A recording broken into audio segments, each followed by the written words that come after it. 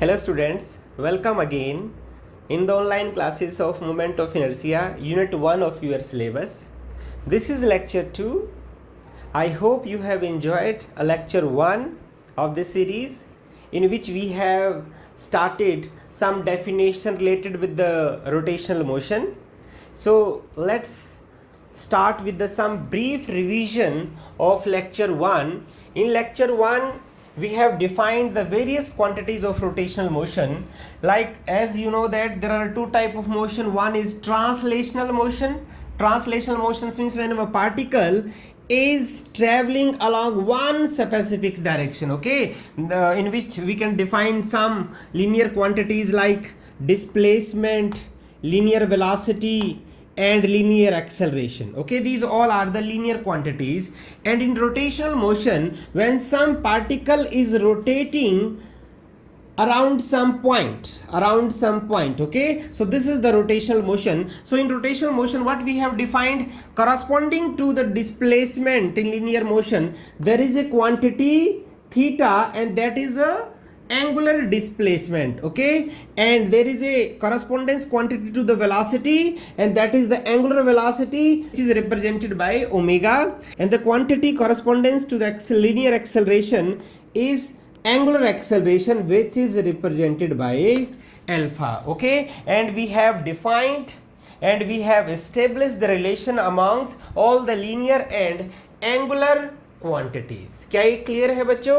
अब उसमें हमने कुछ और भी चीज़ें की थी जो हमने गूगल मीट क्लास में की थी, कि जो हमने क्वांटिटीज डिफाइन की थी theta, omega and alpha, then what is the relation between them. देखो यहाँ पे जैसे जब आप लीनियर मोशन की बात करते हैं तो there are some relation. Suppose when a particle starts its motion from this point O, suppose O is the origin, and at any time t the particle covers some displacement s. Okay, suppose the initial velocity is u and final velocity is v, and some acceleration between them, uniform acceleration is a, then there are some relation between these quantities, and then these relations are known as kinematic relations. Some kinematics relations, kinematics. So that was the kinematics. So what are the relation? That the velocity v is equal to u plus at, v square minus u square is equal to 2as, and displacement s is equal to ut plus half at square. ये आपको याद है जो आपने +1 class में बच्चों किए थे लीनियर मोशन के लिए. ठीक है, सेम रिलेशन अगर यहाँ लीनियर मोशन में किया तो रोटेशनल मोशन में भी सेम रिलेशन ही मिलेंगे. देखो ना, क्वांटिटी जो जिसके कॉरेस्पॉन्डेंस है वैसा ही रिलेशन यहाँ पे मिलेगा. So suppose let's consider a motion of a particle which is rotating around the point O, and it starts its motion from this point, and suppose the initial velocity is the omega 1 and it is rotating anti-clockwise direction, okay, around some axis. Suppose its motion is like this. This is your some particle trajectory of the particle, and that is the axis around which the particle is rotating. Okay, so this is the direction of rotation.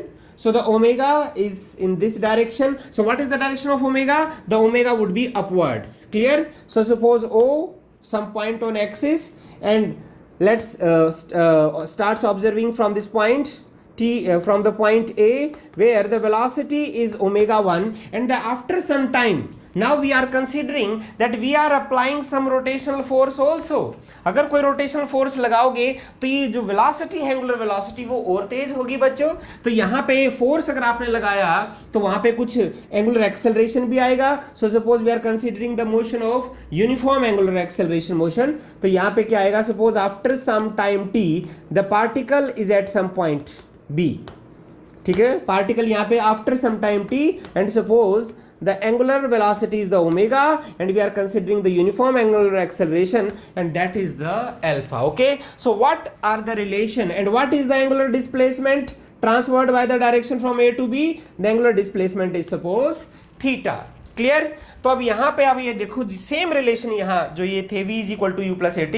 तो इस problem के लिए लिखो v is the final velocity, so omega 2 is equal to u is the initial velocity, omega 1 plus alpha t. ये देखो ना, a के corresponding आपका अल्फा है, टाइम के करस्पॉन्डिंग तो टाइम ही है. v square minus u square is equal to 2 है, ऐसा भी लिखो. Omega 2 square minus omega 1 square is equal to alpha s, यहाँ पे क्या है थीटा, एंगुलर डिस्प्लेसमेंट। ओके, और एक रिलेशन आपका क्या था, s is equal to u t plus half at square, तो यहाँ पे क्या आएगा, एस के equivalent theta is equal to u क्या आपका initial velocity omega 1t plus, क्योंकि यहाँ पे एक्सेलरेशन पॉजिटिव है तो हाफ ऑफ ए है, ए के करस्पॉन्डिंग अल्फा है तो alpha T square. So these three are the relations for rotational kinematics. नहीं, अब ये देखो ना रोटेशनल, अब हम रोटेशन में ही सारे केस रोटेशनल मोशन कर रहे हैं ना, तो अब जो क्वांटिटीज हैं उसमें भी तो कोई रिलेशंस होंगे ना बच्चों। तो वहां पे तो हमने लीनियर मोशन में इनका डेरिवेशन किया था, यहां पे आपने डेरिवेशन किया होगा +1 में, लेकिन हम याद रखने के लिए डायरेक्ट कॉरस्पॉन्डेंस से हम इसको याद रख सकते हैं बच्चों, ठीक है। और इसके हमने न्यूमेरिकल भी किए थे गूगल मीट क्लासेस में, आप भी इसके न्यूमेरिकल्स जरूर कर लेना बच्चों, क्लियर है, ठीक है। तो अब यहां पे एक प्रॉब्लम देखो, अब ध्यान से देखो बच्चे, अब ध्यान से सोचना, क्योंकि आज के जो लेक्चर में हम करेंगे, देखो हम बार बार कह रहे ना कि जो आपकी यूनिट किसकी है, मोमेंट ऑफ इनर्शिया की, तो आज के लेक्चर में हम वो moment of inertia he define करेंगे। तो आपको इस जर्नी को फील करना है। देखो हम कोई डायरेक्ट डेफिनेशन नहीं देंगे, जैसे हमने यहां डेफिनेशन दिया था आपका कि जो एंगुलर वेलोसिटी क्या है, rate of change of displacement, rate of change of angular velocity, ऐसे डेफिनेशन नहीं देंगे। ऑटोमेटिक एक क्वांटिटी आपकी आएगी जिसको हम नाम मोमेंट ऑफ इनर्शिया देंगे, ऑटोमेटिक आएगी। तो आप इस जर्नी को फील करने की कोशिश करना बच्चों। तो उसी जर्नी के लिए मैंने आपको थोड़ा सा बेसिक करवाया था। तो अब यहां से हम देखो बार बार हम ये बात कर रहे हैं कि here we are considering one particle which is rotating around some point O. हम देखो ना एक ही पार्टिकल की हम बात कर रहे हैं, लेकिन क्या जरूरी है आपका पार्टिकल ही होता है बच्चों? पार्टिकल तो जैसे आपका मैं अलग अलग शेप आपको दिखाऊं, ये देखो एक्चुअल में आपका क्या होता है, देखो एक्चुअल में देखो, ये आपकी ये बॉडी है, ठीक है, ये आपका कैसा है, सिलेंड्रिकल बॉडी है ना, सिलेंड्रिकल बॉडी। तो ये देखो this is rotating, it may rotate around this axis और it may rotate around this axis. ये देखो कुछ भी मोशन हो सकता है, और it may rotate it may rotate in this like this way, देखो ऐसे भी रोटेशन इसका हो सकता है। क्लियर बच्चों? अब ये बॉडी आपकी हो सकती है। अब ये देखो ये भी एक बॉडी है आपकी, नहीं ये देखो ये डिस्क है, डिस्क, ठीक है। तो डिस्क में भी क्या है, इट में रोटेट लाइक दिस, इट में रोटेट लाइक दिस। तो यानी यहां पे रोटेशनल एक्सिस की बात आएगी ना, कि एक्सिस अलग अलग है, तो सब में जो रोटेशनल इफेक्ट है वो अलग अलग होगा बच्चों, ठीक है। ये आपकी क्या है, डिस्क, और ये देखो ये आपका क्या है, ये आपका रिंग है, रिंग देखो ना, रिंग थोड़ा सा ये बच्चों का मैंने ले रखा है, तो रिंग आपको समझते ही हो, रिंग तो वैसे भी आपको पता ही है, नहीं रिंग जो होता है। तो यहाँ पे ये रिंग है, तो यहाँ पे देखो ना, अगर ये यहाँ पे भी रोटेट कर सकता है, ये ऐसे भी रोटेट कर सकता है, लेकिन ये कोई सिंगल पार्टिकल तो नहीं है बच्चों। जैसे हम बार बार कह रहे हैं ना कि we are assuming a one particle which is rotating around some point O. So in actual we are having a bodies, ये बॉडी है आपकी, नहीं ये सर्कुलर बॉडी है, जैसे सर्कुलर रिंग था, मैंने सिलेंडर दिखाया, मैंने डिस्क दिखाया, ठीक है। और हम इनको बोलेंगे rigid bodies, these are the rigid bodies which is the combination of many particles. आप देखो ना यहाँ पे तो बहुत सारे पार्टिकल्स हैं, हम ये मान के चलेंगे ना कि it is the combination of many particles. तो अब हमें एक्चुअल जो रियलिस्टिक रोटेशनल मोशन में हमें क्या मानना पड़ेगा, in spite of the particle we have to define the rigid bodies.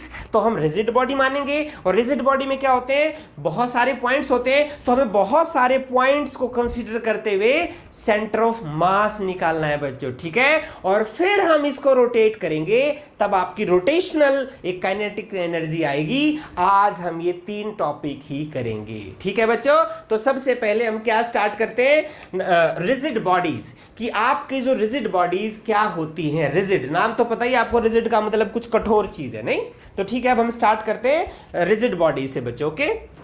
हाँ बच्चों, अब हम कर रहे हैं रिजिड बॉडी। थोड़ा सा वीडियो का टाइम जो है सेव करने के लिए मैंने पहले ही लिख लिया। अब देखो नाम से भी ऐसा लग रहा है कि रिजिड बॉडी, कि रिजिड बॉडी का मतलब क्या है, कि देखो ना हिंदी में जैसे आप इसको बोलते हो कठोर, कोई ऐसी चीज नहीं जिसका फिक्स्ड शेप है और फिक्स्ड जिसका साइज है।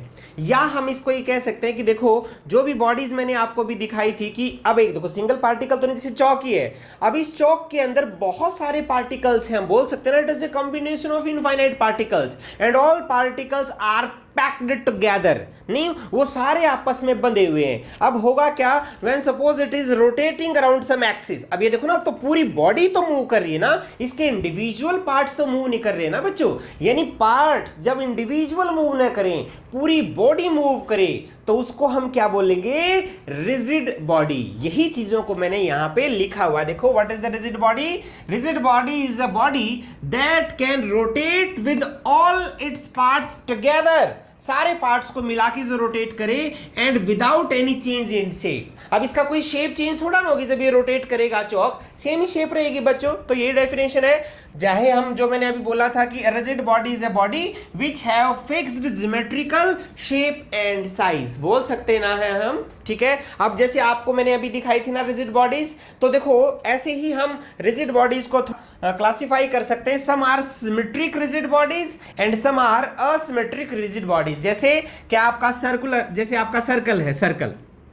अब सर्कल क्या है? सर्कल तो सिमेट्रिक है ना। सिमेट्रिक का मतलब समझते हो कि एक आप लाइन ड्रॉ करो, जो इस साइड मास है वही इस साइड मास होगा, नहीं उसी को सिमेट्रिकल बोलते हैं ना। तो जहां भी आप लाइन ड्रॉ करोगे सिमेट्रीज आएंगी। जैसे सर्कल आपका एक रिजिड बॉडी है, रिंग भी हम इसको कह सकते हैं। चाहे स्फीयर, एक आपका जो स्फीयर है, suppose it is the sphere, sphere में भी यूर सिमेट्रिकल रिजिड बॉडी, ठीक है। सिलेंडर, सिलेंडर भी आपका रिजिड बॉडी हो सकता है, मतलब रिजिड बॉडी तो सिलेंडर भी है ना, जो भी मैंने आपको दिखाया था। या हम एक रेक्टेंगल की बात करें, देखो रेक्टेंगुलर में भी यूर सम रिजिड बॉडी, यानी rectangular lamina of any metal would be your body, ठीक है, rigid body, symmetrical rigid body. अब असिमेट्रिकल रिजिड बॉडी क्या होंगी? देखो असिमेट्रिकल, ये देखो मान लो कोई भी आप ऐसे देखो, यहाँ पे कोई सिमेट्री बनी, यानी ये मास है, ये स्टोन भी हो सकता है, ये कोई भी मास किसी भी मेटल का पार्ट हो सकता है कि आपका ये जो ऐसे होगा जिसमें कोई सिमेट्रीज नहीं है, लेकिन बहुत सारे मासेस का ये कॉम्बिनेशन है, ठीक है। तो इसको हम क्या बोलेंगे? Asymmetrical rigid bodies. अब होगा क्या, हमें यहां क्या स्टडी करना है? When this particular body is rotating around a fixed axis. अब ये देखो, you have to choose an axis. अब एक्सिस आपका होना चाहिए जिसको हमने नाम क्या दिया? Any fixed axis. अब ये देखो ना, अब मान लो आपकी कोई एक्सिस फिक्स है, अब मैंने इस एक्सिस के अराउंड इसको मूव किया, रोटेशन आपकी मान लो ऐसे ओमेगा है, ओमेगा। अब ये देखो ना, ये होगा ना, this rigid body is rotating around a fixed axis. अब हमें इस रोटेशन को समझना है बच्चों, नहीं। अब मान लो ये तो आपका असिमेट्रिकल है, देखो यहां पे रोटेशन देखो। अब ये अलोंग द डायमीटर भी देखो ना, एक्सिस आपकी डायमीटर भी हो सकता है, एक्सिस आपका इसके परपेंडिकुलर में, यहां पे परपेंडिकुलर में भी हो सकता है एक्सिस, क्लियर। तो एक्सिस तो कुछ भी हो सकता है, लेकिन हम एक्सिस को यहां पे जो एक्सिस ऑफ रोटेशन लेंगे वो सारी फिक्स्ड लेंगे बच्चों, वो चेंज नहीं हो रही है। चेंज क्या हो सकती है? आपकी बॉडी, और बॉडी की एक्सिस यहां भी हो सकती है, यहां भी हो सकती है, कहीं भी हो सकती है। तो हम अलग अलग रिजिड बॉडीज की रोटेशन, हम यहां रिजिड बॉडीज के रोटेशन ही स्टडी करेंगे आपकी यूनिट में बच्चों, क्लियर। अब रिजिड बॉडी का मैंने क्या बताया? It is a combination of many small masses, नहीं। यहां पे देखो, suppose it is the m1 mass, m2 mass, m3 mass, m4 mass and these are the infinite masses, बोल सकते ना। अब हमें इसकी रोटेशन को स्टडी करने के लिए यहां एक बहुत जरूरी कंसेप्ट पहले ही डिफाइन करना पड़ेगा, जिसको हम क्या बोलते हैं? सेंटर ऑफ मास। नाम में भी देखो, नाम से आप एग्जैक्टली फील कर सकते हो बच्चे कि जो टोटल मास है इसका सेंटर, यानी centre of mass is a arbitrary point inside the body where the entire mass is supposed to be concentrated। जहां पे माना जाएगा कि पूरा मास वही पॉइंट पे, देखो जैसे अब हम कर रहे हैं बच्चों define centre of mass, centre of मास, ठीक है। अब सेंटर ऑफ मास में मैंने क्या बताया? Centre of mass is a particular point inside the body, it may be inside the body और it may be outside the body, कोई जरूरी नहीं है। So it is a particular point where the entire mass is supposed to be concentrated। अब देखो जैसे ring है आपका, रिंग, ठीक है। अब इस रिंग में मुझे बताओ कि इसका जो सेंटर ऑफ मास कहां पे होगा? नहीं, सेंटर ऑफ मास है, देखो आपको पता ही तो सेंटर पे होता है, सेंटर पे। लेकिन क्या ये पॉइंट इस रिंग के ऊपर है? रिंग पे तो नहीं है ना बच्चों। तो इसलिए यहां हमने क्या बोला कि it is outside the body, ठीक है। लेकिन है तो यही ना। इसका मतलब क्या है कि अगर मैं इस पॉइंट पे फोर्स लगाऊंगा, इस पॉइंट पे अगर मैंने फोर्स लगाया तो पूरी बॉडी एक साथ मूव करेगी बच्चों, नहीं, एक साथ मूव करेगी। तभी यहां पे जो कंसेप्ट आया आपका सेंटर ऑफ मास का। ऐसे ही मान लो आपका स्फीयर है, स्फीयर, तो स्फीयर का जो सेंटर ऑफ मास है, देखो यहाँ पे भी साथ में भी मैं इमेज दिखा रहा हूं कि यहाँ पे आपके जो सेंटर ऑफ मास है वो अलग अलग बॉडीज के अलग अलग, चाहे आपकी वो रिंग है या आपका स्फीयर है या आपकी अलग सिमेट्रिकल बॉडीज है, तो उनके सेंटर ऑफ मास हम कैसे निकालेंगे, यहाँ पे वो दिखाया हुआ है। ठीक है, अब यहाँ पे आप देखो स्फीयर का भी सेंटर क्या होगा, स्फीयर के सेंटर पे, स्फीयर में भी होलो, स्फीयर में भी सॉलिड, उनका जो सेंटर है अगर मास यूनिफॉर्मली डिस्ट्रीब्यूटेड है तो सेंटर पे ही होगा। ठीक है, सिलेंडर में भी यहाँ सेंटर पे ही होगा बच्चों, और यहाँ स्क्वायर लेमिना में भी, रेक्टेंगुलर लेमिना में भी आपका सेंटर पे ही होगा। क्या ये बात क्लियर है बच्चों? अब बात आई कि रिजिड बॉडी, जो असिमेट्रिकल बॉडी है, उसका सेंटर ऑफ मास कहां होगा। नहीं, अब वो तो डिपेंड करता है कि how this mass is distributed. ठीक है, तो एक ऐसा पॉइंट जिसके हर डायरेक्शन में सेम मास हो, उसको हम क्या बोलेंगे, सेंटर ऑफ मास। तो हम ये निकालेंगे कि centre of mass of the many particles. तो उससे पहले हम अभी स्टार्ट करते हैं centre of mass of the two particle system. इसकी क्यों जरूरत है बच्चों? देखो मान लो सेंटर ऑफ मास कोई भी, जैसे आपके सामने मैं एक, जैसे देखो ये फिगर देखो, इस फिगर के अंदर एक बैट है, उस बैट को हमने थ्रो किया। देखो बैट तो एक रिजिड बॉडी है ना, बैट जो आपका क्रिकेट के अंदर आप बैट जिसे खेलते हो, नहीं आप नहीं खेलते हो कोई बात नहीं, आपने देखा तो है ही ना बच्चों।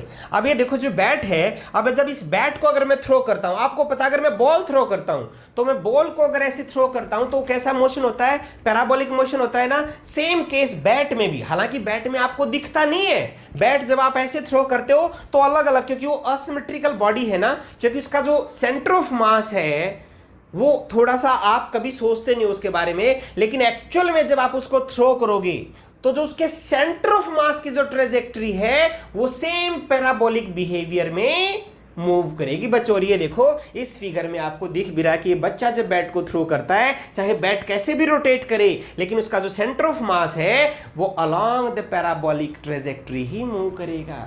क्या ये बात क्लियर है? तो इसलिए सेंटर ऑफ मास का बड़ा एक इंटरेस्टिंग कंसेप्ट है। नहीं, एक और एग्जांपल मैं यहां पे बता दूं आपको, जैसे अर्थ पे तो हम हैं ही, अर्थ का तो सबको पता ही है। अब अर्थ को ना बोर्ड पे बड़ा छोटा सा बनाते हैं, नहीं अर्थ को ऐसे बनाते हैं, suppose it is the earth है, suppose it is the sun, earth is rotating around the sun. ये देखो कुछ आप ऐसा बोलते हैं ना, earth is rotating around the sun, लेकिन अर्थ के साथ एक और चीज है जो साथ में सन के अंडर रोटेशन है बच्चों, वो क्या है, मून। मून भी सबको पता ही है, ये आपका मून है, ये आपका अर्थ है।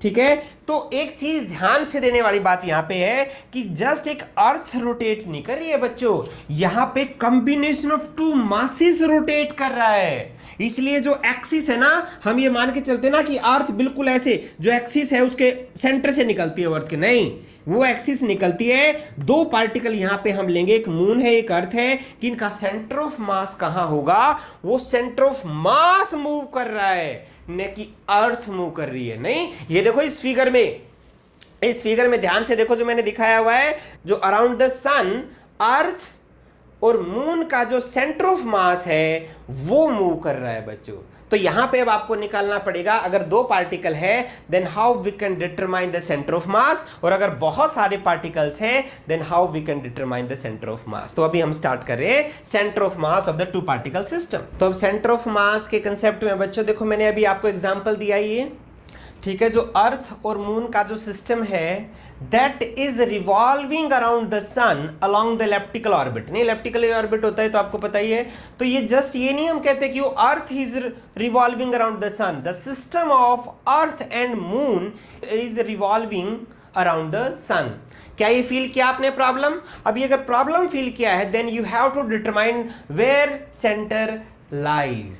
नहीं, अब देखो बच्चे ये प्रॉब्लम को फील करना बहुत जरूरी है, तभी आप एक मैथमेटिकल जर्नी को फील करोगे, अदरवाइज मैथमेटिक्स कभी टफ नहीं होता।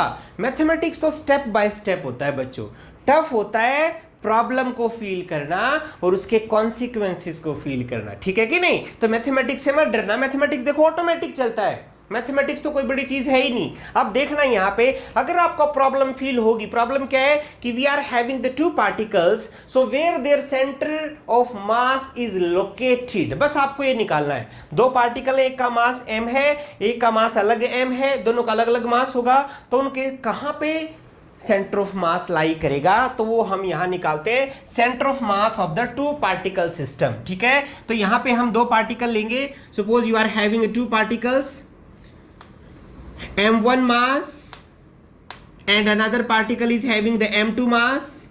ठीक है, भी दोनों है पार्टिकल। अब आपने यहां पे क्या कर रखा है, देखो दो अगर पार्टिकल है तो यहां कोई फोर्स भी लग रही है। Suppose some force is applied on the m1 mass and another force is applied on the m2 mass and both two are coupled together. जैसे ये देखो ना, यहां पे earth and moon they are coupled together. नहीं, वो क्यों coupled है? Because of the gravitational force of attraction between them. ठीक है, तो सेम हम यहां मान के चल रहे हैं कि जो दो अलग अलग मास हैं, इसमें भी ये ऐसा नहीं है कि वो हवा में है, एक अलग कहीं दूर है, एक अलग कहीं दूर है। नहीं, बोथ आर पैक्ड टुगेदर। याद करो, मैं रिजिड बॉडी के लिए कर रहे हैं, बोथ आर पैक्ड टुगेदर। समझ में आई बच्चों? तो यहां पे दोनों ये कपल्ड हैं, वो हम दिखा नहीं रहे हैं, लेकिन हाँ कपल्ड है तो कोई फोर्स के साथ बाउंड होंगे ही। Suppose these two are bound with each other. ये देखो, एक ने इस पे फोर्स लगाया, एक ने इस पे फोर्स लगाया। ठीक है, अब हमें इनका इक्वेशन ऑफ मोशन निकालनी है बच्चों, कि अब यहां देखो एक फोर्स इस पे लग रहा है, एक फोर्स इस पे लग रहा है। ठीक है, तो अब हम देखेंगे कि अगर फोर्स लगा तो उसकी वजह से एक्सेलरेशन भी आएगा, और अगर एक्सेलरेशन होगा तो rate of change of velocity भी आएगा, और अगर वेलोसिटी आएगा तो rate of change of displacement भी आएगा। तो डिस्प्लेसमेंट क्या है, तो हमें डिस्प्लेसमेंट निकालना पड़ेगा ना। डिस्प्लेसमेंट यानी ये पार्टिकल कहां है, तो इसके लिए हमें इसको स्पेसिफाई करना पड़ेगा। Now let's choose some origin. अब कोई भी आप ओरिजिन लोगे, suppose this is the origin, ये कोई भी आपका ओरिजिन है। ओरिजिन का मतलब क्या है कि एक एक्स एक्सिस है आपकी, suppose it is the x axis and this is the y axis. Mathematics में आपको लोकेशन फाइंड करने के लिए बच्चों एक्स एक्सिस वाई एक्सिस तो निकालनी पड़ेगी ना। And what is the position vector? Now the position vector is this one. Suppose r1 is the position vector of mass 1। ये लिखने की जरूरत नहीं है मुझे, r1 is the position vector of mass 1। ठीक है, तो ये मान लो suppose it is point A, तो OA आपका क्या हो गया, R1। अब आपका क्या है, what is the position vector of M2? M2 is located at R2। R2 position vector, ये देखो ना वेक्टर लगाया ना हमने, वेक्टर का मतलब समझते हो। R2 तो डिस्टेंस है from, suppose this point is B, तो ये देखो ना OB तो आपका R2 है, और डायरेक्शन आपकी ये है OB डायरेक्शन।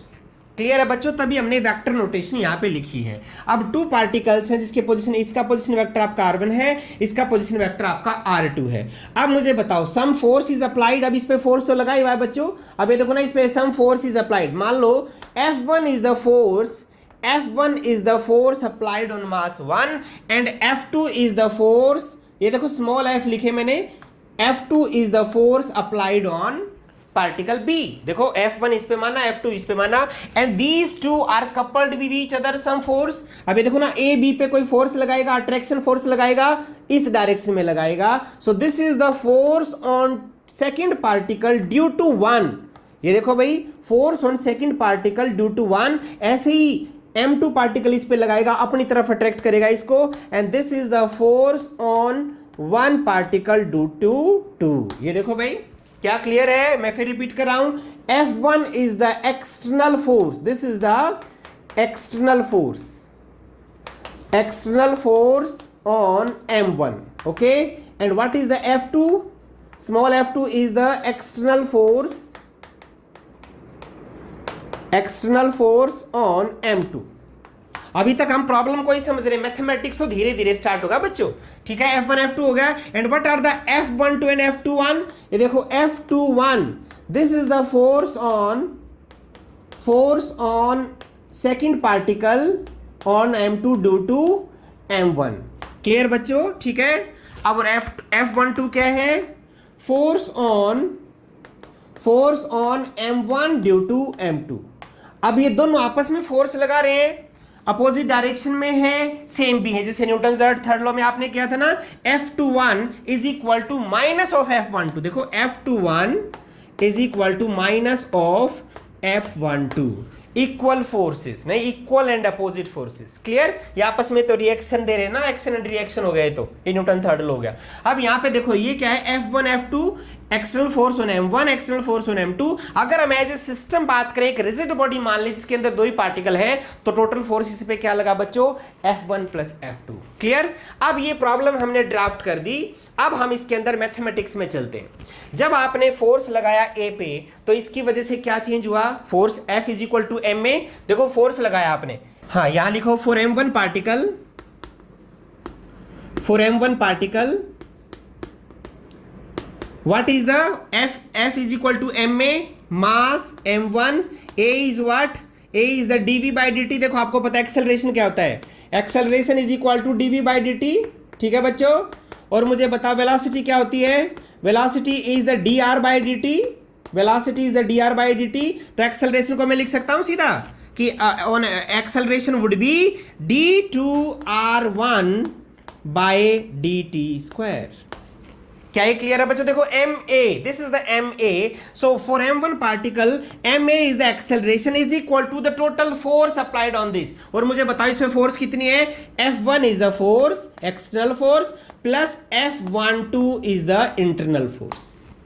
क्या कोई लिखने में प्रॉब्लम है बच्चों? सिंपल हमने लिखा है F is equal to ma। अब इसको चाहे आप कितना ही बड़ा करके लिख लो, नहीं बुक्स में आपके ये जो 4 लाइन में लिखा रखा है, सिंपल लिखना आप इसको, आपको F is equal to ma। Okay बच्चों, ए एक्सेलरेशन समझ में आ रहा है ना आपको, d2r1 बाय dt स्क्वायर। कोई दिक्कत है किसी बच्चे को? Suppose it is equation number 1।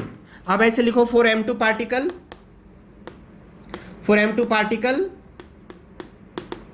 अब मुझे बताओ M2 पार्टिकल के लिए क्या है भाई, F is equal to m में, तो ma मास M2, एक्सेलरेशन इसका क्या होगा, अब यहां पोजीशन वेक्टर क्या R2, तो इसका एक्सेलरेशन क्या होगा, d2r2 by dt square is equal to, अब देखो ना ma is equal to total force on the second particle. अब टोटल फोर्स क्या है इस पे, F2 plus F21 that is the internal force. ठीक है बच्चों? देखो ये हमने एक प्रॉब्लम के लिए जो डिजाइन किया था, जो अलग अलग डेफिनेशन है कि फोर्स क्या लगाया, एक्सेलरेशन क्या लगाया, उसके बाद हमने एक मैथमेटिकल इक्वेशन लिखी है फिजिक्स की हेल्प से कि F is equal to ma। Okay बच्चों?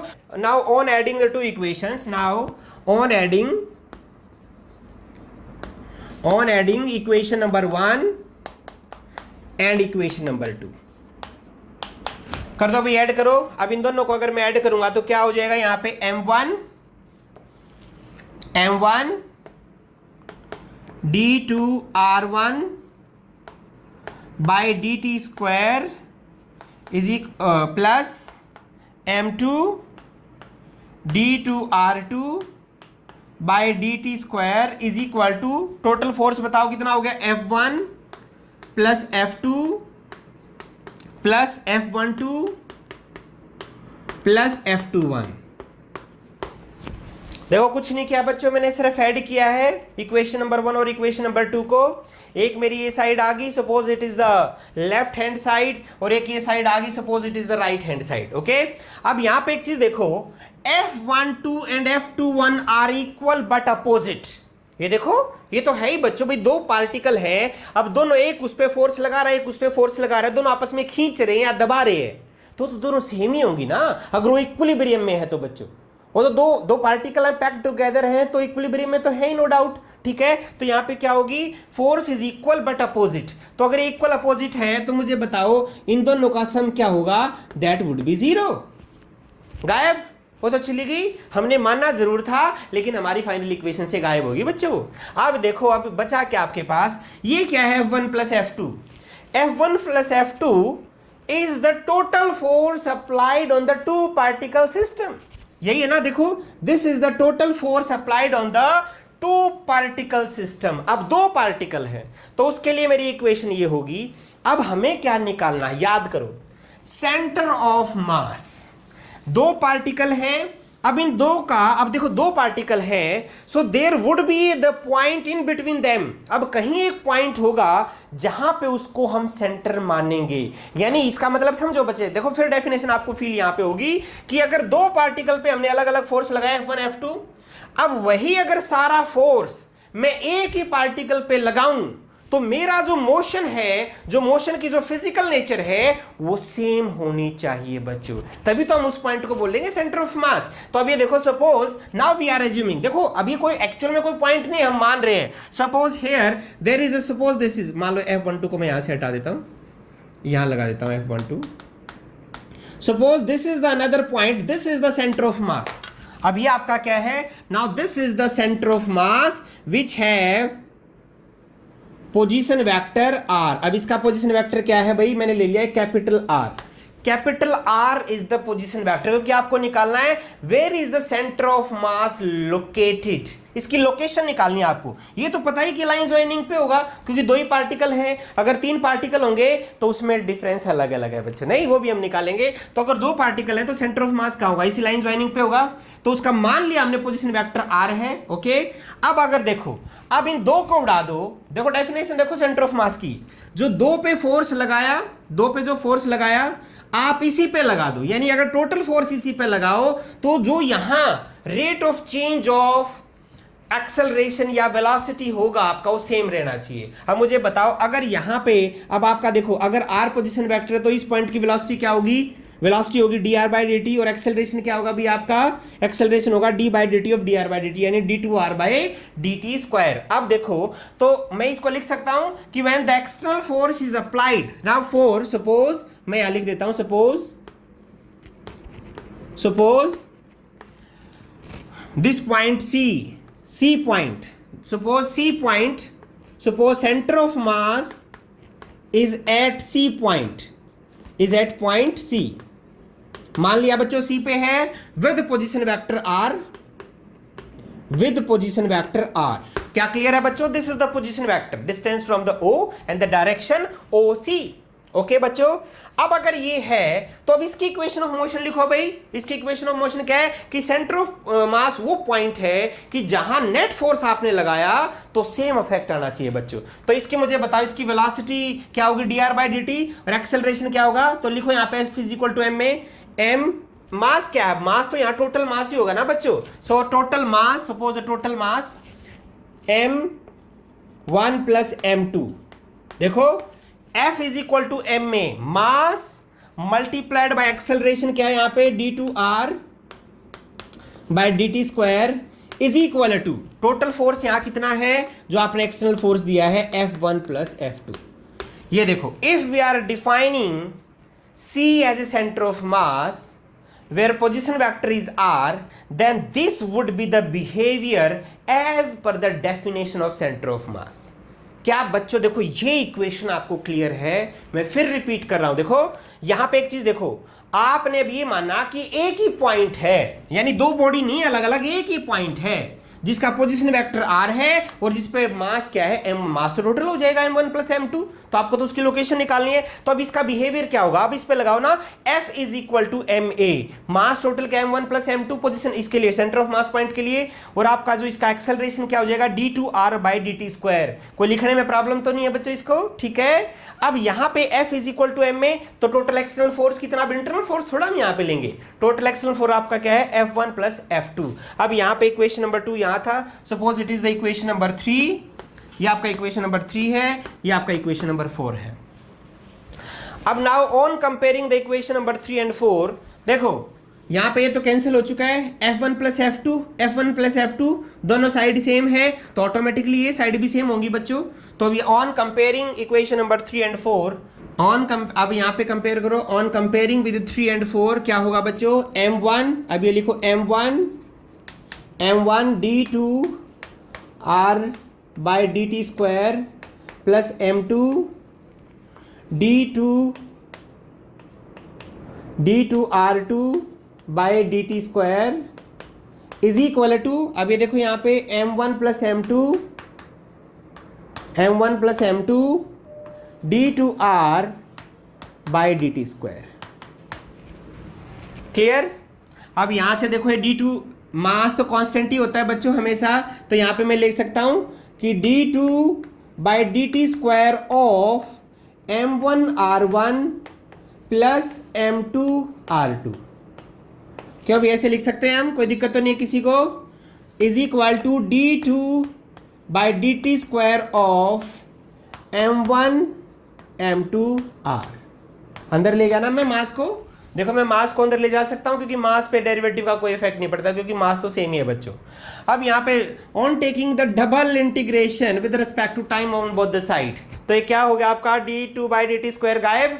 जब हमने इंटीग्रेट किया तो आपके पास क्या बचा, आपके पास r बच गया ना। देखो r, now the r position vector of the centre of mass would be m1 r1 m2 r2 divide by, अब ये देखो ना इस साइड ये है तो r मैंने छोड़ा तो m1 m2 यहां पे आ गया बच्चों आपका नीचे, सो m1 प्लस m2। ये देखो ये किसका है आपका, this is the position vector of centre of mass, it is the position vector of centre of mass, centre of मास। क्या कोई दिक्कत है बच्चों इसमें? अगर कोई दिक्कत है तो आप इसको वापस पीछे करके देखें फिर यहां तक, लेकिन फील जरूर करें कि ये इक्वेशन आई कैसे। तो अब ये यहां पे क्या आया, this is the position vector of centre of mass of the two particles which are having mass m1 and m2 and at their position vector r1 and r2। Clear?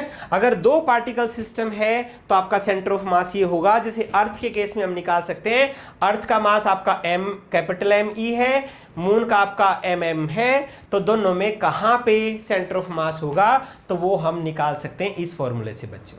क्या ये क्लियर है बच्चों? तो जरूर निकालना है आपको इसका सेंटर ऑफ मास क्या होगा।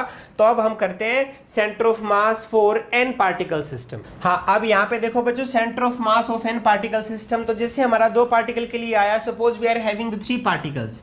अगर 3 पार्टिकल्स हैं तो इसी इक्वेशन को हम जनरलाइज करते हैं एक बार। तो 3 पार्टिकल्स हैं, suppose we are having 3 particle m1 m2 m3 at position vector r1 r2 r3, तो आपका ऑटोमेटिकली जो आपका position vector of the centre moment centre of mass है वो क्या होगा, m1 r1 plus m2 r2 plus m3 r3 divide by total mass m1 plus m2 plus m3, total mass of the body. Clear है बच्चों ये 3 particle के लिए?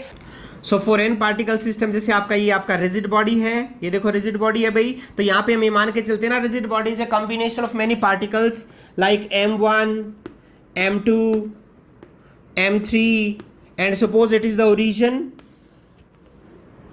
x axis y axis and origin, so every mass have some position vector r1 r2 and r3 and so on, so what would be their center of mass? ठीक है, so up to some nth। अब यहाँ पे मान लो कोई आपका nth है तो यहाँ पे देखो r को हम जनरलाइज कर देंगे बच्चों, क्या हो जाएगा ये आपका m1 r1 plus m2 r2 and so on divided by the total mass m1 plus m2 plus m3, यानी सब पार्टिकल्स का मास तो क्या हो जाएगा आपका टोटल मास। तो आपका जो है position vector of centre of मास क्या होगा आपका, that would be summation of mi ri where i is varies from 1 to n divided by the capital M, where capital M is the total mass of the rigid body।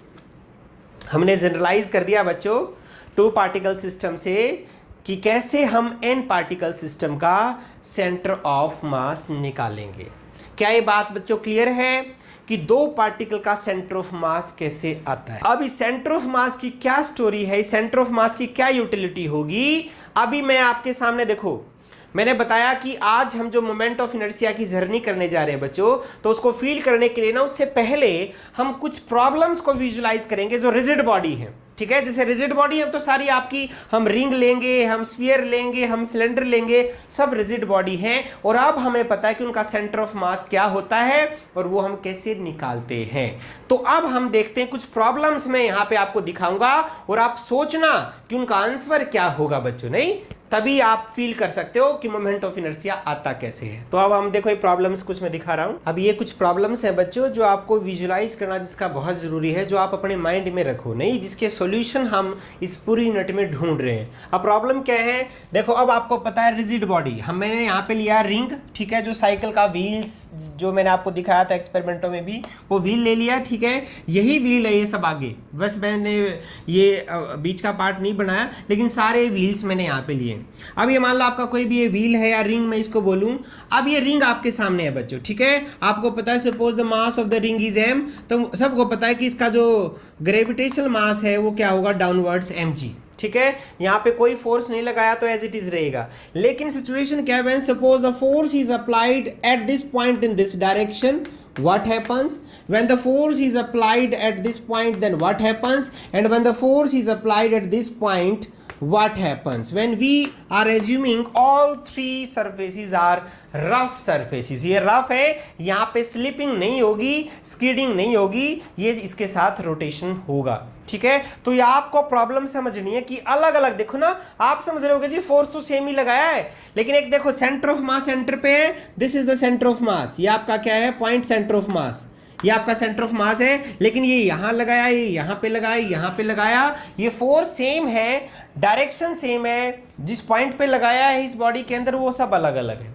तो इनमें कैसा motion होगा ये आपको खुद सोचना है बच्चों। अब यहां पे आओ, ये लिया मैंने इंक्लाइंड प्लेन, ठीक है, इंक्लाइंड प्लेन है तो यहाँ पे एक जो है body of the mass m है, आपको पता है mg जो है डाउनवर्ड लगेगा, तो यहाँ पे कुछ नॉर्मल रिएक्शन आएगी, ठीक है, नॉर्मल रिएक्शन की वजह से कुछ आगे फोर्स लगेगा। अब ये स्लिपरी सरफेस है बच्चों, स्लिपरी का मतलब समझते हो कि ये रोटेशन शायद ना आए, यहाँ पे ये फिसल के जाएगा, तो अगर फिसल के जाएगा तो आपको बताना है कि क्या सच में यहाँ कोई ओमेगा या कोई अल्फा एक्सेलरेशन आएगा या नहीं आएगा, ठीक है। एक यहाँ पे आ जाओ, अब यहाँ हमने रफ सरफेस ले लिया, ये मास है m, ठीक है, जिसका mg फोर्स डाउनवर्ड्स है, मास m है, तो इस केस में देखो फोर्स ऐसे लगा आपका ये रिएक्शन की वजह से जो है, अब यहाँ पे ओमेगा आएगा, किस डायरेक्शन में आएगा, कैसे अल्फा आएगा, ये आपको निकालना है, और ये सिलेबस में भी आपके है बच्चों की acceleration of a body which is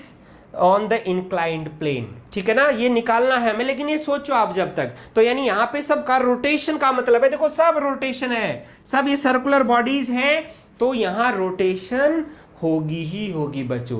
तो जब अगर हम रिजिड बॉडीज की रोटेशन की बात करेंगे तो यानी यहां पे एक एनर्जी की बात करेंगे। Suppose when any body is rotating, अगर वो रोटेशन में है तो वहां उसके अंदर कोई तो एनर्जी होगी बच्चों।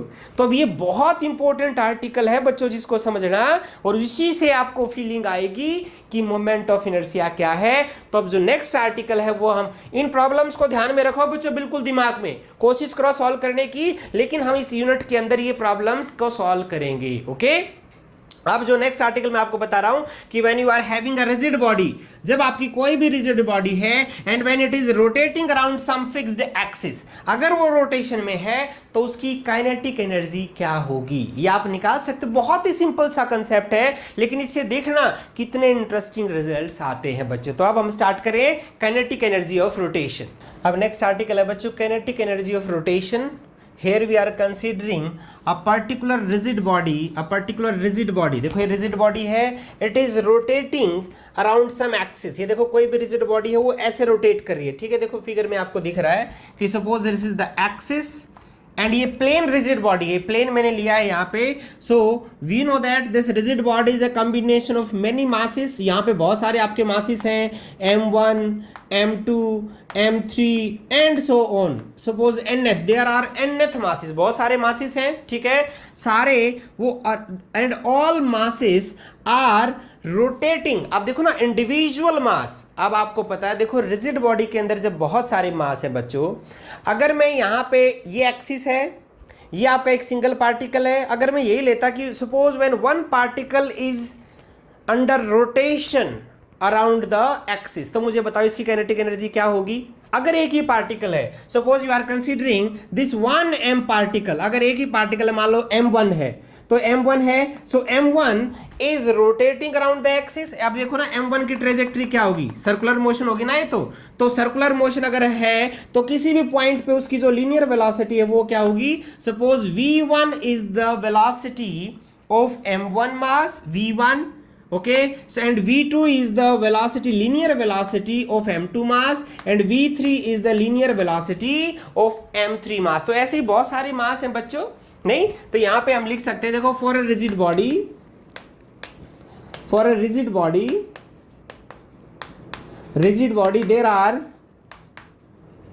there are many masses like m1, m2, m3 and all are moving with some linear velocity v1, v2, v3. When this entire rigid body is rotating around a fixed axis, अभी देखो axis है ना, तो अभी देखो आपको you have to define there is a position vector of this mass m1. मान लो position vector आपका क्या है, r1 is the position vector. ये देखो ना r1. अब ये देखो बच्चों, अगर मैं अब देखो सिंगल अगर आपका मैं पार्टिकल लूं यहां पे कि इस पार्टिकल को, यानी अगर मैं मास m1 को ले लूं, m1 is rotating around the point O, suppose this is the point O, तो मुझे now this m1 is located at a distance r from the point O.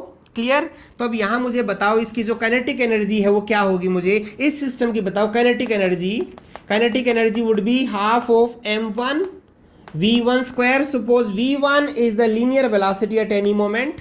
ठीक है, आपको पता है कि यहां पे देखो this is rotating around the point O with some omega. जैसे यहां पे दिया क्या हुआ है, rigid body is rotating around a fixed axis. This is a fixed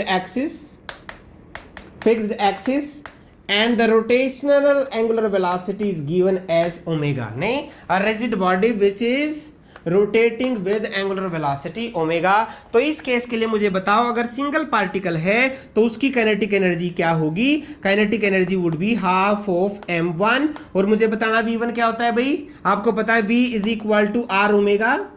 ये रिलेशन याद है जो हमने किए थे लास्ट लेक्चर में. तो यहां पे क्या होगा, m1 r1, अगर यहां पे r1 है m1 के लिए, r1 स्क्वायर ओमेगा स्क्वायर. ठीक है भाई, ये देखो ना, अगर एक पार्टिकल को हम मान के चलेंगे तो उसकी काइनेटिक एनर्जी क्या आई, half of m1 r1 square omega square. अगर आप सब के लिए फॉर द एंटायर रिजिड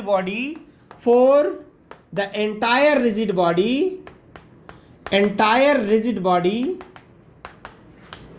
ठीक है, which is rotating around a fixed axis with the angular velocity omega, the kinetic energy would be, मुझे बताओ सबके लिए काइनेटिक एनर्जी क्या होगी भी, सबके लिए the summation of kinetic energy of all. जैसे फर्स्ट के लिए काइनेटिक एनर्जी क्या है आपका, half of m1 r1 square omega square plus.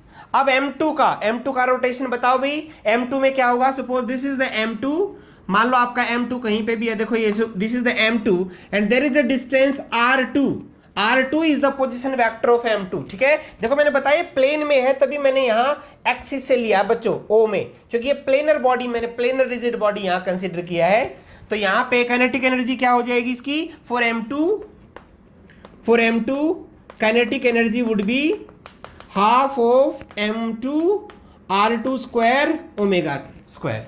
क्योंकि ओमेगा तो सबकी सेम ही है ना. Angular velocity, number of revolution पर सेकंड, भाई वो तो रिजिड बॉडी की डेफिनेशन आपको पता है कि सारे पैक्ड हैं, तो नंबर ऑफ रिवॉल्यूशन पर मिनट सबका सेम है बच्चों, यानी ओमेगा सबके लिए सेम है. क्या ये बात क्लियर है बच्चों? तो कि एक मास की काइनेटिक एनर्जी क्या है, दूसरे मास की काइनेटिक एनर्जी क्या है, ऐसे ही हम सभी मासेस के लिए काइनेटिक एनर्जी लिखेंगे तो क्या हो जाएगी, half of m2 r2 square omega square. ऐसे ही थर्ड के लिए बताओ क्या होगी, m3 मास है, r3 उसका पोजीशन वेक्टर है और ये ओमेगा आपका सेम है. एंड अप टू इंफिनिटी बहुत सारे ये आएंगे जितने भी आपने इसमें पार्टिकल कंसीडर किए. ये फिगर आपको क्लियर है या नहीं है? देखो मैं बिल्कुल थोड़ा सा साफ बना देता हूं बच्चों इस फिगर को. यहां पे हमने क्या लिया कि देखो 3 मास, अगर हम suppose it is the axis, ये देखो एक मास आपका ये m1 है, एक मास आपका m2 है, मास आपका m3 है. सबका जो पोजीशन वेक्टर है वो तो अलग अलग होगा ना, r1 r2 r3.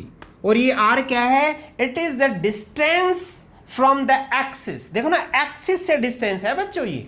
ठीक है, अगर मैं बजाय, देखो मैंने लिया है प्लेन बॉडी, अगर मैं प्लेन की बजाय मैं ले लूं आपकी 3 डायमेंशनल बॉडी, जैसे स्टोन है, स्टोन पत्थर आपने लिया, तो पत्थर के केस में अगर ये आपकी एक्सिस है तब आप पता है क्या लोगे, suppose it is the mass 1 m1, suppose it is the mass 2 m2, suppose it is another mass m3।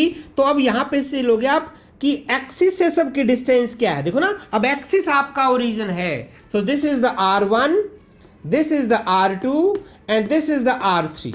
क्योंकि ये देखो ना हर मास एक्सिस के अराउंड रोटेशन में घूम रहा है बच्चों, ध्यान करो, हमें देखो, हमें लेके जाना है इसको, देखो this what is the term, this term means m1 mass is rotating around some point with r1 radius.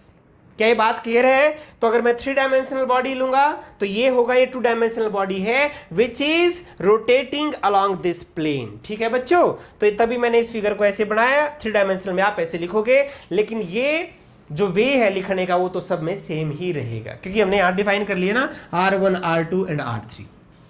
ठीक है बच्चों, अब मुझे बताओ टोटल काइनेटिक एनर्जी आपकी क्या होगी।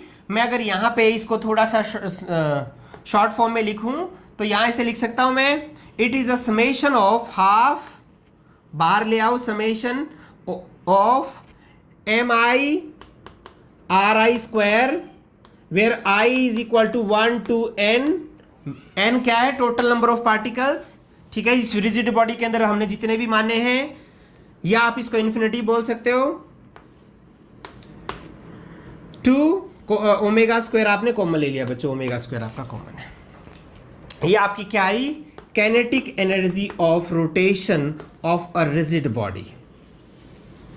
देखो सिर्फ 3 लाइन की यहां पे हमने किया काइनेटिक एनर्जी ऑफ रोटेशन, कि अगर एक रिजिड बॉडी आपकी एक फिक्स्ड एक्सिस पे रोटेट करती है तो उसकी काइनेटिक एनर्जी क्या होगी। काइनेटिक एनर्जी क्या होती है? Half mv square, mv square, v square क्या होता है? r ओमेगा, तो half of m1 r1 square omega square एक पार्टिकल के लिए, तो अलग अलग पार्टिकल्स के लिए लिखेंगे तो टोटल आपकी काइनेटिक एनर्जी ऐसे दिखेगी।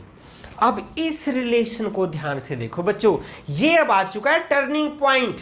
हमारी पूरी यूनिट का जो टर्निंग पॉइंट है वो यही है। यूनिट किसके लिए? आपकी मोमेंट ऑफ इनर्शिया के लिए। तो जो वर्ड जो मोमेंट ऑफ इनर्शिया आएगा ना वो यहीं से आएगा बच्चों। देखो कैसे, अब एक चीज देखो, जब हमने बात की लीनियर से एंगुलर टर्म में, यानी जब हमने ट्रांसलेशनल से, जब हम ट्रांसलेशन मोशन से रोटेशनल मोशन गए, रोटेशनल मोशन, तो आपको पता है क्वांटिटीज कैसे चेंज हुई थे, नहीं? जैसे आपका जो है डिस्प्लेसमेंट, आपका एंगुलर डिस्प्लेसमेंट हो गया, वेलोसिटी आपका जो ओमेगा हो गया, एक्सेलरेशन जो आपका क्या हो गया? आपका अल्फा हो गया। ठीक है, ऐसे ही जो है फोर्स टॉर्क हो जाएगा, ये हम नेक्स्ट लेक्चर में करेंगे।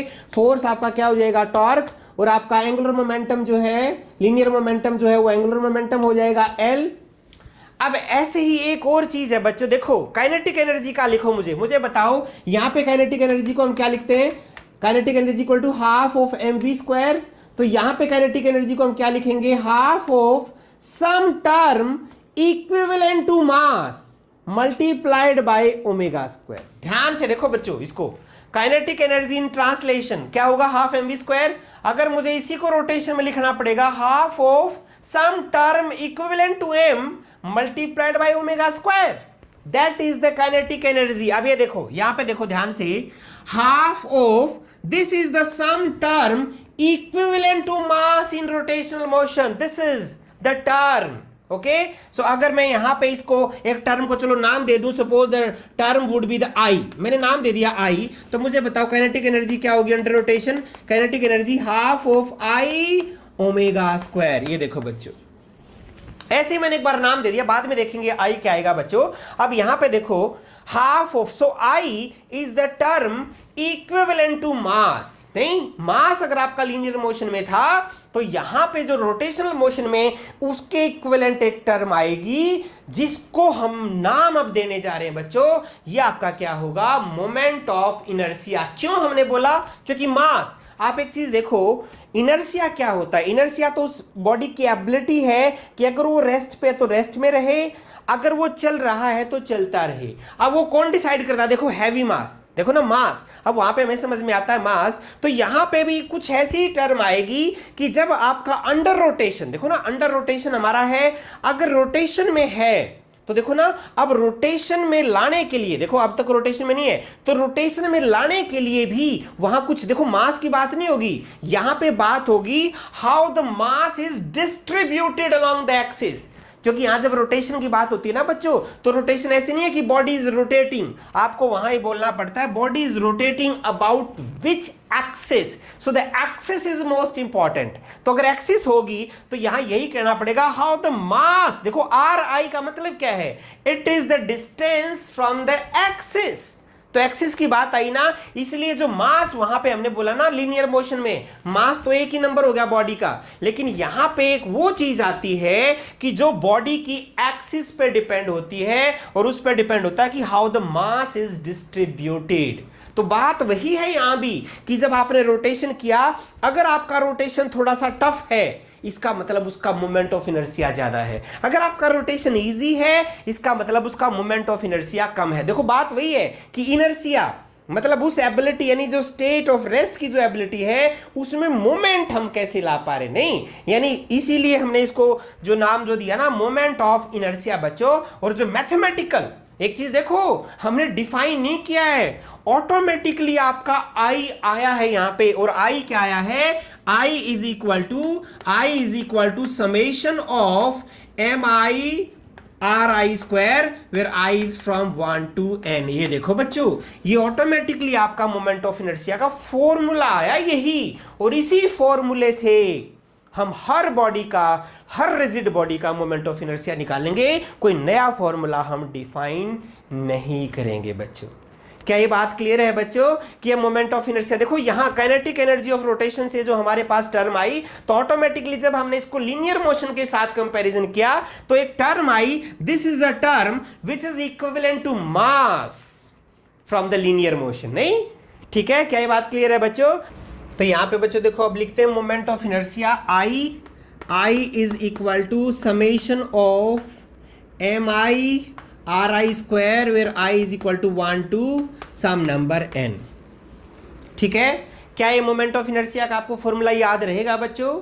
अब इसको फील करने की हम कोशिश करते हैं। देखो ऑटोमेटिक, मैंने बोला था आपको पहले ही कि ऑटोमेटिक हमारा एक आई का एक्सप्रेशन आएगा, ठीक है, नाम हमने इसको आई दे दिया, चलो आप अभी मान भी लो कि इसको मोमेंट ऑफ इनर्शिया ऐसे ही नाम दे दिया, इसका रीजन आपको फिर दोबारा पता चल जाएगा, क्लियर। लेकिन हमने ये जरूर बोल दिया कि there is a one quantity in rotational motion which is equivalent to mass of linear motion, और वो क्वांटिटी आपकी क्या है, this summation of mi ri squared। क्या ये क्लियर है बच्चों, ठीक है। अब देखो अब ये काइनेटिक एनर्जी ऑफ रोटेशन हम कर चुके हैं, ओके, मुझे लगता है कि आपको ये समझ में आ गया होगा। अब यहां से हम चलते हैं मोमेंट ऑफ इनर्शिया में कि मोमेंट ऑफ इनर्शिया क्या चीज है। अब देखो ये मोमेंट ऑफ इनर्शिया है बच्चों M I square R I square. अब यहां पे ध्यान से देखो इसका मतलब क्या, देखो सिर्फ ये नहीं है कि इट इज लाइक मास, जैसे मास आपका क्या है कि एक पर्टिकुलर बॉडी के लिए, देखो मान लो आपने रिंग ले लिया, देखो ये है कोई भी रॉड ले लिया, जैसे रॉड है ये, ठीक है, एक रॉड आपने लिया है, इस रॉड का मास है आपका m, सपोज इसका मास आपका है 1 kg, मास तो हमेशा 1 kg रहेगा बच्चों, इसको हम बोलते हैं कि एक ये नंबर है नंबर, लेकिन इसका जो मोमेंट ऑफ इनर्शिया है वो एक नंबर नहीं है। वो किस पे डिपेंड करेगा, वो सबसे पहले डिपेंड करता है which axis we are choosing. अब ये देखो मान लो मैंने ले लिया सेंटर ऑफ मास, ये देखो इसका सेंटर ऑफ मास है, अगर मैंने सेंटर ऑफ मास से एक्सिस लिया है, देखो अब ये एक्सिस लिया है तो इसका मोमेंट ऑफ इनर्शिया अलग होगा, क्योंकि देखो ना हर पॉइंट का जो आर आई है वो अलग होगा। देखो ना आर आई का मतलब है how the every mass on this body is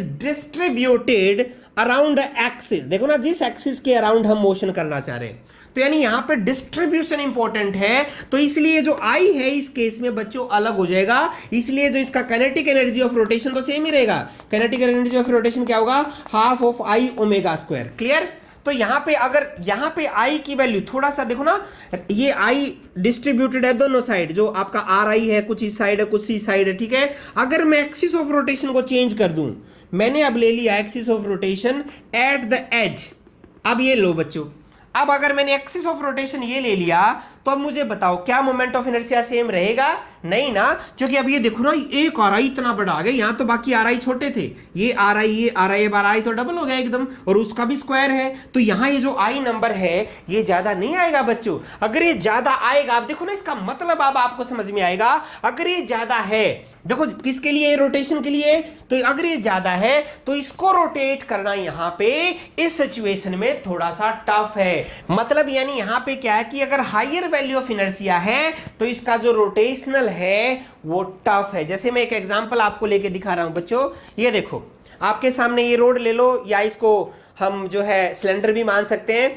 अब एक चीज देखो, अगर मैं सेंटर ऑफ मास से इसको रोटेट कर रहा हूं, सेंटर ऑफ मास से, तो देखो मेरे लिए रोटेशन कितना है, रोटेट तो मैं कर रहा हूं ना, कंटिन्यूअसली रोटेशन तो मैं ही कर रहा हूं ना बच्चों। देखो तो रोटेशन थोड़ा सा इजी है। लेकिन अगर मैं रोटेशन यहां से करूं, ये देखो मैं यहां से रोटेशन करूं, देखो क्या मेरे लिए इजी रहेगा? ये क्यों इजी नहीं रहेगा? क्योंकि यहां पे अब जो मोमेंट ऑफ इनर्शिया है ना बच्चों, इस एक्सिस के लिए, ये एक्सिस के लिए बढ़ गया बच्चों। और देखो ये आपको बिल्कुल क्लियर जो है यहां इस वीडियो की हेल्प से ये दिख भी पा रहा है कि दोनों में क्या फर्क है।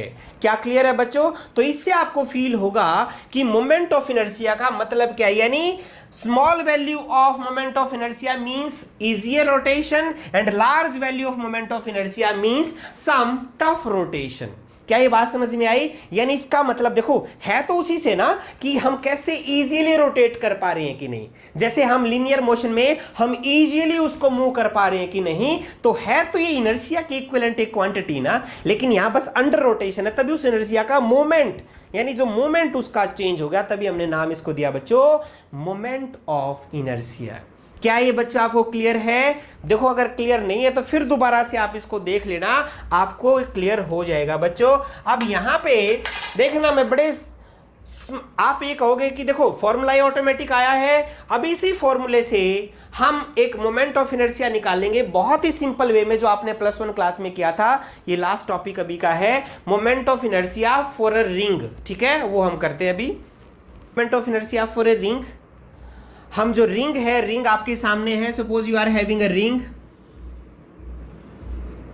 ठीक है, ये रिंग है and suppose this ring is rotating around this axis. देखो रिंग आपके सामने, जैसे अगर मैं दिखाऊं,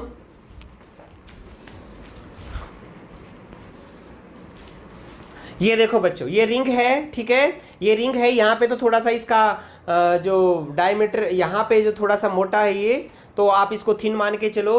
तो ये जो रिंग है देखो, ये सेंट्रल एक्सिस है, तो अगर ये ऐसे अगर इस एक्सिस के अराउंड अगर मूव करेगा तो इसका मोमेंट ऑफ इनर्शिया क्या होगा, देखो ना।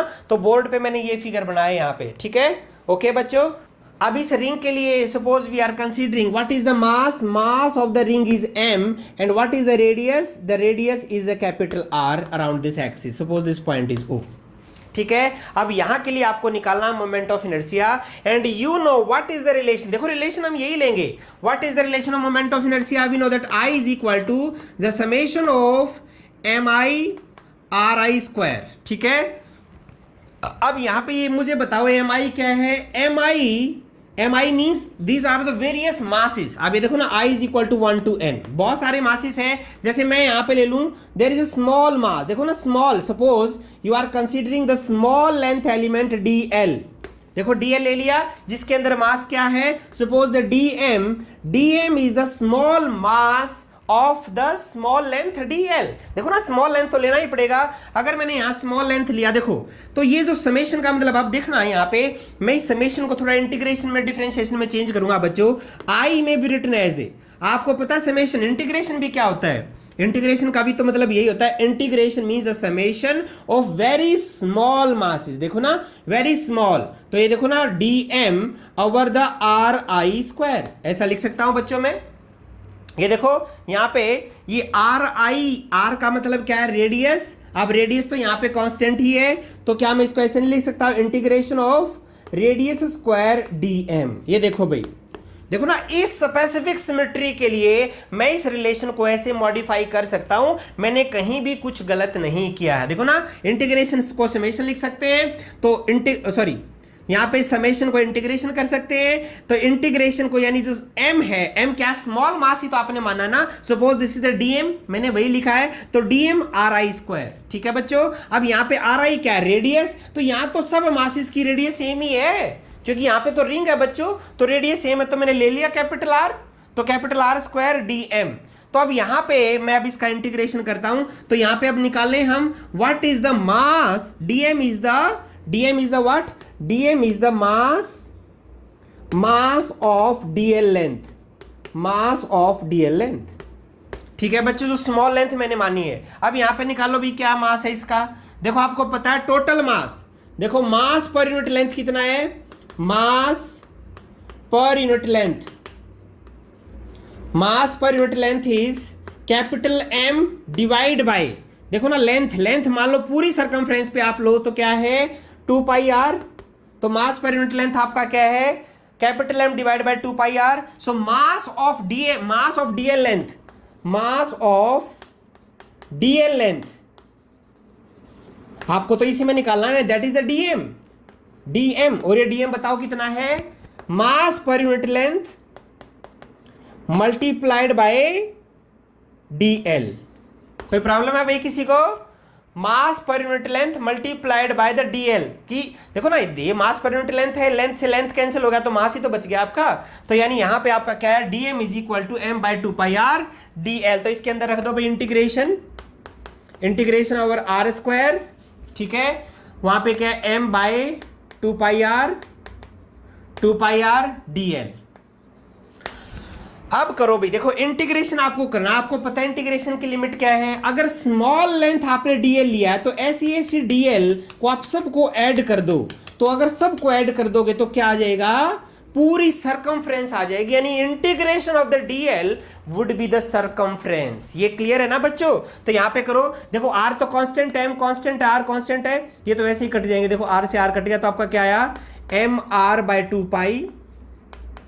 क्लियर। अब इंटीग्रेशन ऑफ डीएल बच गया बच्चों, तो लगाओ भाई इंटीग्रेशन ऑफ डीएल क्या हो जाएगा, यहां पे रिंग के लिए क्या हो जाएगा, ये M R by 2 pi and that is the 2 pi R. ठीक है, 2 पाई से 2 पाई कैंसिल, तो आपका क्या बचा, ये एम आर स्क्वायर।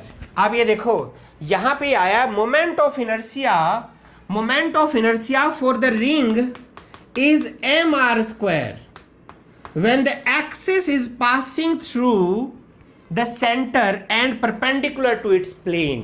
ध्यान करो, एक्सिस इज मोस्ट इंपॉर्टेंट।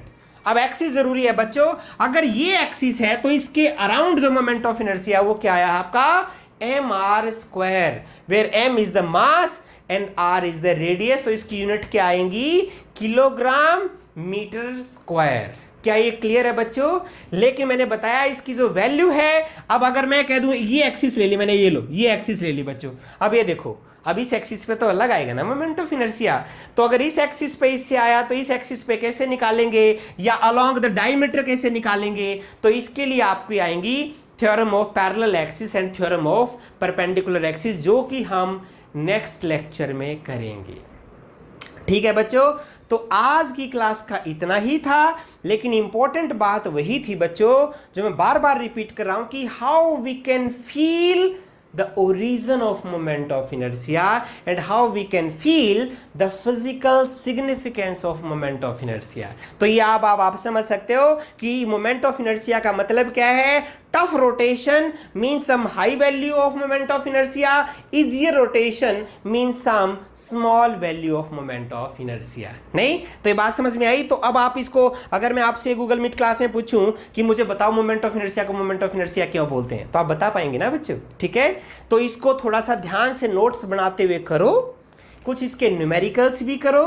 जो नोट्स, जो बुक्स मैंने आपको भेज रखी हैं उनके अंदर से बच्चों बड़े जो है एक सिंसियर वे में और सीरियस वे में इसको आप स्टडी करो, तभी आपका ये पूरा क्लियर हो पाएगा। और अब हमारा देखो, अब जो नेक्स्ट जो आएगा ना बच्चों, अब देखो नेक्स्ट जो लेक्चर है वो बहुत इंपॉर्टेंट है, जहां पे हम टॉर्क और एंगुलर मोमेंटम करेंगे, वो हम कुछ डिफाइन करेंगे और कुछ रिलेशंस ऑटोमेटिक आएंगे, बहुत इंपॉर्टेंट है, तो जरूर उसको बच्चों देखना। ओके बच्चों, चलो ठीक है बच्चों, बाय।